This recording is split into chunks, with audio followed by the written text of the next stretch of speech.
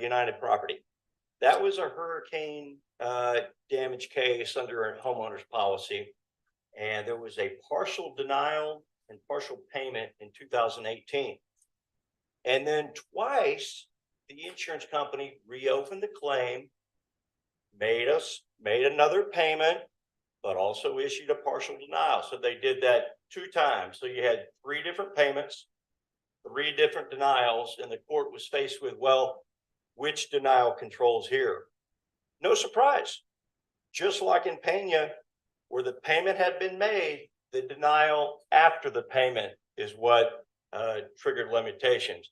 And again, they looked at it as, hey, this payment is withdrawing that first denial, so why should an insurer look to that for its claims? So those are the 3 they cite. There was a payment made in each one.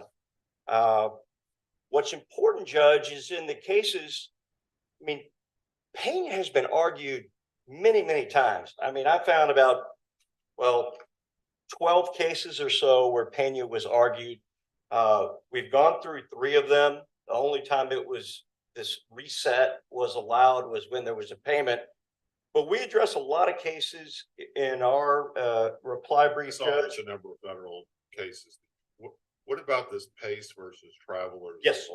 Texas case? First on my list here. So Pace was a theft claim under a homeowner's policy, April 2020 denial. But hey, we're willing to consider additional information.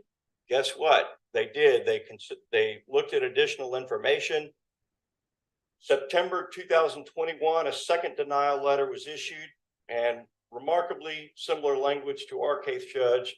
The second denial letter said, our position remains the same. We're unable to issue payment. So no payment was made between the first denial and the second denial. The insured said, hey, the reconsideration, the second denial, that reset limitations, look at Pena. And the Houston Court of Appeals said, no, there was no payment. The previous denial was not withdrawn. So the original denial is what. So the citation that was given to me on this says, limitations reset when there's evidence a carrier's original decision was expressly or impliedly withdrawn or changed, such as by making payments or otherwise taking action inconsistent with that decision. So I agree the first part doesn't apply because there's no payments made. Right. But how have the courts interpreted otherwise taking action inconsistent with that decision? It's curious, Your Honor. And, I can go through all 10 of these, 8 of these cases. None of the cases said anything short of payment caused the reset. Nothing. So you saying the only case that actually reset it was Pena, or was there another case? The reset, the 3 where there was a reset were Pena, Janice, and Childers. In each of those cases, a payment was made after the denial. So in Pace, Judge, we can look at a couple others. Shepherd versus Travelers, Lloyd's of Texas. That's out of the. How do you spell Shepherd for the court reporter? Sure. Shepherd is Sheppard. Shepherd versus Travelers, Lloyd's of Texas Insurance Company.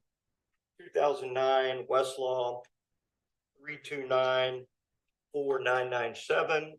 That's a petition denied case out of the Houston Court of Appeals. Blood claim. Claim was denied in July of 21. You know the story. The claim was reopened. Second denial. Decisions unchanged. No payment made. Court held, hey, limitations aren't reset. There's no payment was made after the denial. The denial was not withdrawn.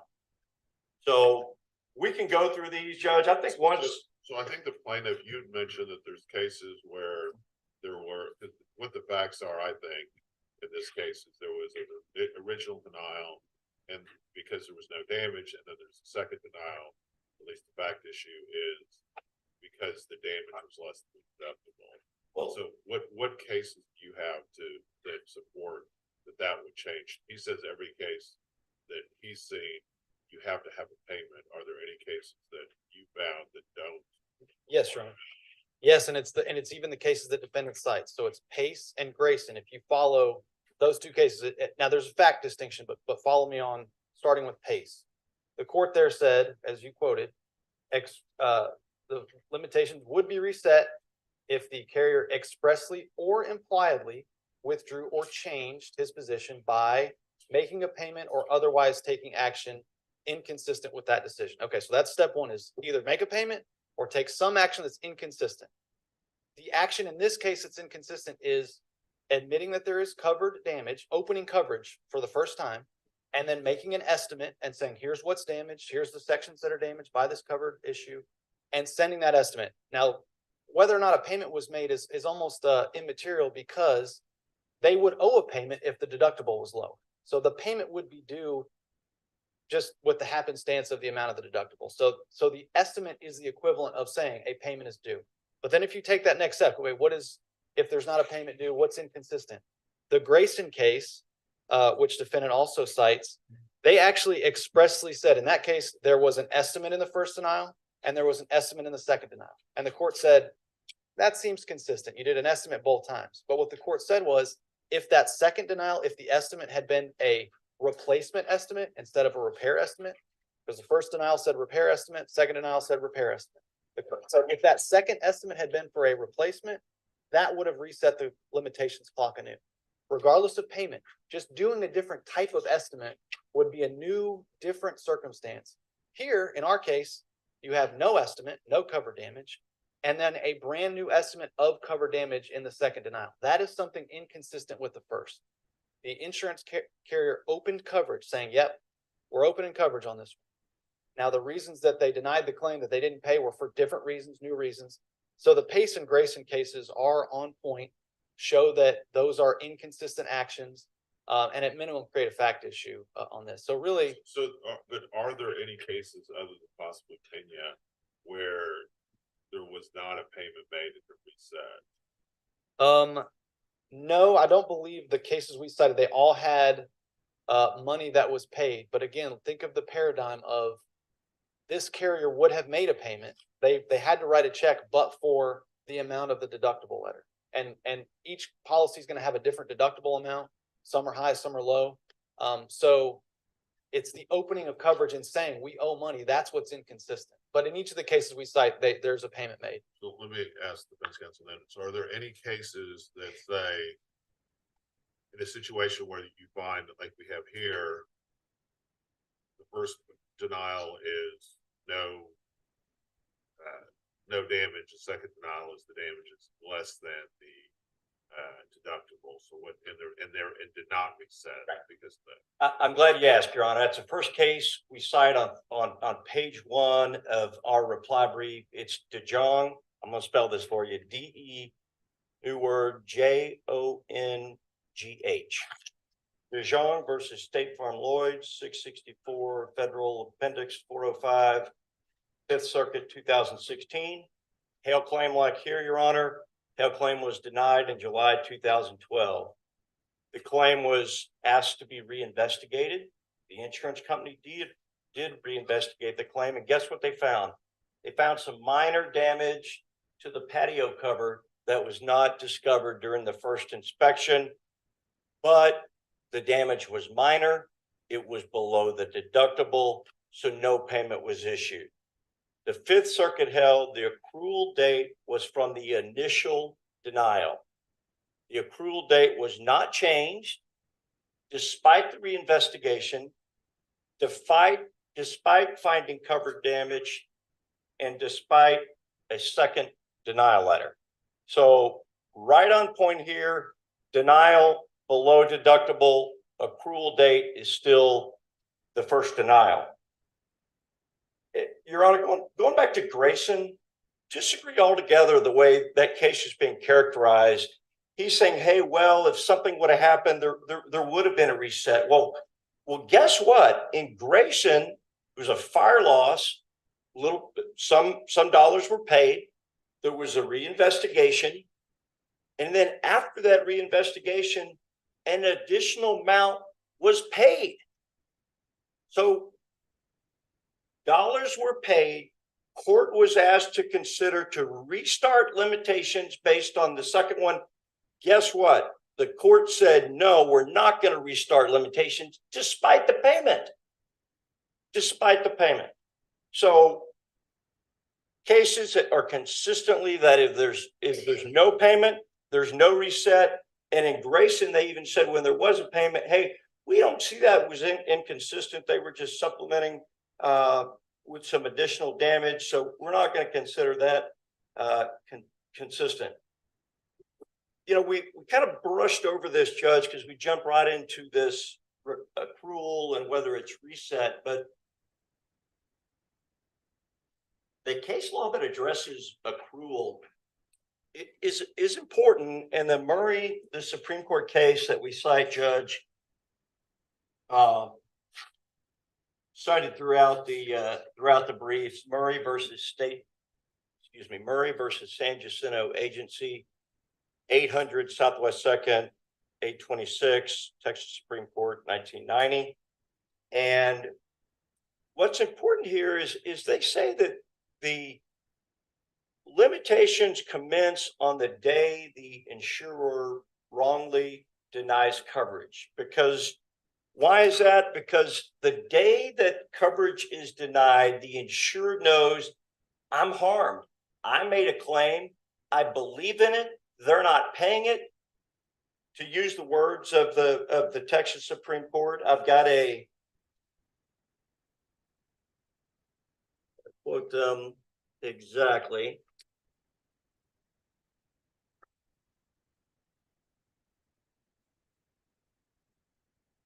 On that denial, the wrongful act affects an injury. And stated differently, the Supreme Court says when facts come into existence which authorize a claimant to seek a judicial remedy, that starts the limitation. Here, the insured knew from January 2020, nothing was going to be paid. They found out a year later, hey, nothing's going to be paid. No payment was issued, and because the payment wasn't issued, we do not have a, I feel like you're kind of reset. going backwards in the argument here. I get that issue. Issue is, I understand how accrual works. The issue is whether or not to reset it. So, how do you distinguish the Dijon case? I guess Certainly. First major issue is that involved the discovery rule, not the issuance of two competing denials. In fact, there was no initial denial. There was not an initial denial letter and then a second competing separate denial. It was when should the plaintiff have discovered this had arisen. Obviously, it's an unpublished federal opinion. It doesn't analyze or even cite payment because it was a discovery rule case. It's not, those are apples and oranges. There's a direct, well-developed line of Texas laws about this exact issue. When a carrier issues a new letter, that isn't consistent with what he's quoted here. At least it says determining there was no reason to deviate from the weight of authority in Texas, mandating dismissal where the insurance claim accrued at the time of the first outright denial, even where the initial denial was not explained in a written. So I guess in that case there was denial, but there was not a written denial letter. It was the plaintiff should have known this was denied when they said we're not going to pay you this money. They sent a subsequent letter saying consistent with what we did before, we're still not paying anything. It's not an issue with two denial letters, and it's only the discovery rule, and they don't talk about payment. When was Pena? Pena was 1998, correct? Yes, and it has been cited. It's still good law. I know it's out of corpus, but the other issue, Judge, on the Grayson, because we went from that Dijon to Grayson, and how are those? Was there some additional payment was made? Grayson shows again, because remember, there's an initial estimate for repairs in the first denial, then there's another estimate for repairs in the second denial, and a little bit of additional money was paid. But the court said it really doesn't matter what was paid. It was you were consistent in the first and the second. You said there was some minor damage that needed to be repaired. The second, same thing. Here we've got the opposite. Step one is no damage. That's the basis of our denial. There's no storm damage on this date. Second denial in our case is, and we put it in on page 42. I know you've already talked about this, but specific findings about the damage from the June 9, 2019 storm, talking about the affected roofs needing to be replaced by the following industry accepted methods for shingle repair, blah, blah, blah, all these things. They say damage must be replaced. So going back to really your first point that Your Honor kind of cut to the chase, if you find that there's been a material change, express or implied, that should be the end of the inquiry, because they have changed their position and their basis for denial. That's what gives us the right to sue. That second denial has detailed reasons that were never before disclosed for the basis for denial being under deductible. Here's our expert report that goes with it. Here's the estimate. Those are all brand new things that revive the statute of limitations. The actual payment being made is really a red herring because of the reasons I've said. The deductible changes, it's a fact issue. It's not the payment of money, it's the basis for the change in the decision that was made. So, but I'm happy to answer questions that may have arisen. Your Honor, I had one other point I wanted to make in light of Mr. Sorelli saying, hey, all this additional information was provided during the second denial. That we've cited this case, Ocotillo, Ocotillo Real Estate Investment versus Lexington Insurance Company. That's out of the Northern District of Texas, 2015. Let's see, 2015 Westlaw 111-20866. And it isn't a case that's addressing every issue that we're talking about. But what's important here is that it says that a denial letter doesn't have to explain every piece of information, every reason for a denial, telling an insured that, hey, we're not paying the claim. That's enough to tell you your claim is denied. It's immaterial if other stuff is added. In this Ocotillo case, there was a disagreement. Well, yeah, you denied the claim, but you didn't give me the meteorological report, weather report. They later gave a weather report, and the insured said, "Oh, that's what triggered limitations, not the original denial." And the court said, "No, you don't have to know every reason for a denial. Don't have to have every document." Like here, you knew you weren't getting paid anything in January of 2020, and that never changed. So we don't think there's any fact issue. There wasn't a payment made. There was not a withdrawal of the denial. In fact, they doubled down on it and said, we're reiterating our previous decision. It remains unchanged. Nothing is owed. So we think summary judgment on all the claims is appropriate. Can I just address the Ocotillo case, Judge? I won't keep begging the arguments. No. I think this is a really tough call. I mean, it's ideally I would like to have. It would be great if we had a case that the Dallas Court of Appeals or Texas Supreme Court if they kind of addressed at some point. I'll just kind of, tell you where I'm heading with this is that it seems like the overwhelming weight of the authority, persuasive authority in this case, would mandate that I grant summary judgment. I just don't see the case law supporting your position here. The case was, Judge Hoffman, how I think it should go. I think this is probably a fact issue on whether or not there's a rule change, but I can't just ignore all of the case law that's out there. And I guess that's my issue is that I really don't see any case that supports your position that's not completely distinguishable. And I would love it if the Dallas Court, this is one of those where I kind of hope the Dallas Court of Appeals reverses me because I don't really like the law. I don't think it's necessarily fair and it's a little confusing, but I feel like I'm going way, way out on a limb if I don't grant the summary judgment. I don't see there's any support for that position. The Dallas Court of Appeals may look at Pena and say, hey, Pena supports your position, but that's what I've got. So thank you guys so much. It's a great argument on both sides. Very well briefed. I was very impressed with your argument.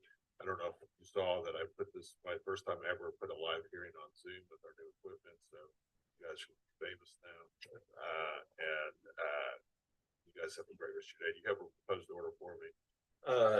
Yes, Your Honor, and I put one in the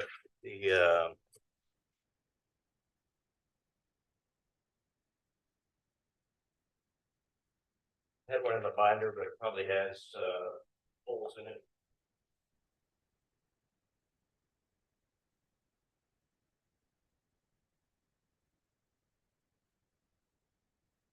Gary, what's today's date?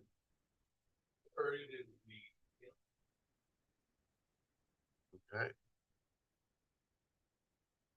All right, you guys